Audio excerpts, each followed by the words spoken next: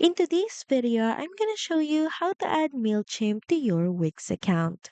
So first head over to wix.com and log into your account. Also open up the website where you want to connect Mailchimp.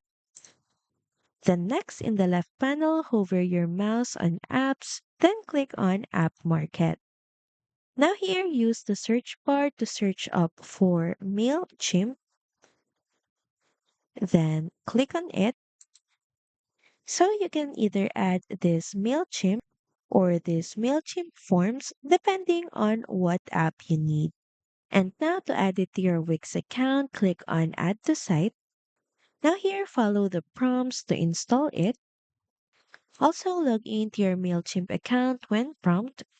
So here, we're just gonna proceed and click on Finish your connection. Will be prompt to review settings, so click on Continue. Next, review your sync settings and click on Sync Now.